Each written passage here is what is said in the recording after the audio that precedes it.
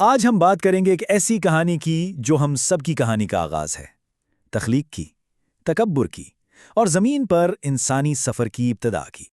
یہ کہانی انسان کے آنے سے بھی بہت بہت پہلے شروع ہوتی ہے، ایک ایسے وقت میں جب کائنات بالکل مختلف تھی، جب آسمان اور زمین ایک تھے اور زندگی کی ہر کوپل پانی سے پھوٹ رہی تھی۔ وہ حضرت آدم کی تخلیق سے بھی ہزاروں سال پہلے یہ زمین خالی نہیں تھی، یہاں ایک اور مخلوق آباد تھی، جنات۔ جنات نے زمین پر بہت فساد مچایا، خون خرابہ کیا، لیکن انہی کے درمیان ایک ہستی ایسی تھی جو بالکل مختلف تھی۔ اس کا نام تھا عزازیل۔ وہ اتنا عبادت گزار تھا کہ کہتے ہیں کوئی جگہ ایسی نہ تھی جہاں اس نے سجدہ نہ کیا ہو۔ تو جب فرشتوں نے جنات کے خلاف کارروائی کی، عزازیل اپنی پارسائی کی وجہ سے فرشتوں کے ساتھ آسمانوں پر اٹھا لیا گیا۔ اور پھر ایک دن آسمانوں میں ایک ایسا اعلان گونجا جس نے سب کچھ بدل کر رکھ دینا تھا۔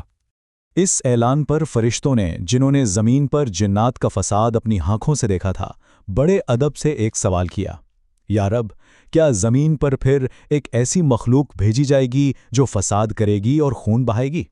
پھر وہ عظیم لمحہ آیا، حکم ہوا تو زمین کے کونے کونے سے مٹی جمع کی گئی، سرخ، سیاہ، سفید، نرم، سخت، ہر طرح کی مٹی۔ اس مٹی سے ایک مجسمہ بنایا گیا اور پھر اللہ نے اس میں اپنی روح پھونکی۔ وہ آدم تھے اور انہیں ایک خاص علم سکھایا گیا جو کسی اور کے پاس نہیں تھا، ہر چیز کے نام کا علم۔ پھر ہوئی ایک آزمائش۔ جب فرشتوں سے پوچھا گیا تو انہوں نے عاجزی سے کہا، یا رب، تو پاک ہے، ہمیں تو صرف اتنا ہی علم ہے جتنا تو نے ہمیں سکھایا ہے۔ لیکن جب آدم کی باری آئی تو انہوں نے ہر چیز کا نام بالکل صحیح بتا دیا۔ اس طرح آدم کی فضیلت اور برتری سب پر واضح ہو گئی۔ اور اب کہانی میں وہ موڑ آتا ہے جہاں تاریخ کی پہلی اور سب سے بڑی نافرمانی ہوئی، جس کی بنیاد صرف اور صرف ایک جذبے پر تھی، تکبر۔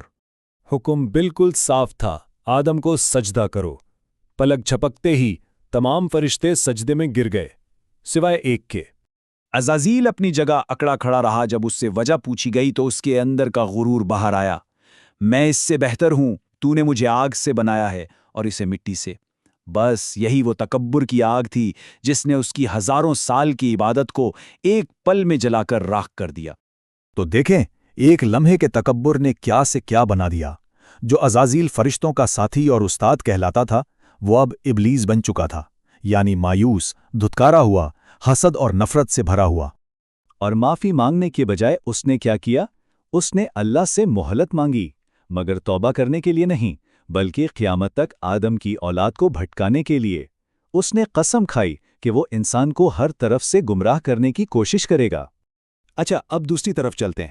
آدم اور ان کی ساتھی ہوا کو جنت میں جگہ دی گئی، ایک ایسی جگہ جہاں کوئی غم نہیں تھا، کوئی فکر نہیں تھی، لیکن ایک آزمائش وہاں بھی ان کا انتظار کر رہی تھی۔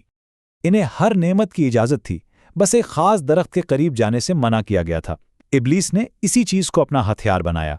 اس نے اس درخت کو ایک بڑا پرکشش نام دیا، شجر الخلد، یعنی ہمیشہ کی زندگی کا درخت۔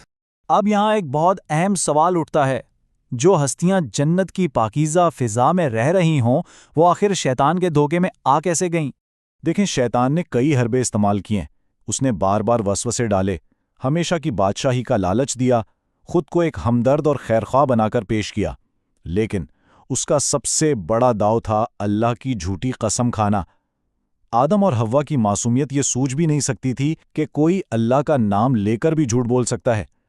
اور آخر کار ان سے بھول ہو ہی گئی، لیکن اس بھول کے بعد جو ہوا نا، وہی انسان اور شیطان کا اصل فرق ہے۔ وہ ابلیس کے تکبر سے بالکل مختلف تھا۔ جیسے ہی انہوں نے وہ پھل کھایا، ان کا نورانی لباس ان سے چھن گیا اور انہیں پہلی بار اپنی غلطی اور شرمندگی کا احساس ہوا۔ وہ فوراً جنت کے پتوں سے خود کو ڈھانپنے لگے۔ ابلیس کی طرح انہوں نے بحث نہیں کی، کوئی دلیل نہیں دی، بلکہ فوراً اپنی غلطی مان لی اور ان کی زبان پر یہ دعا آئی، اے ہمارے رب، ہم نے خود پر ظلم کیا، اور اگر تو نے ہمیں معاف نہ کیا تو ہم برباد ہو جائیں گے۔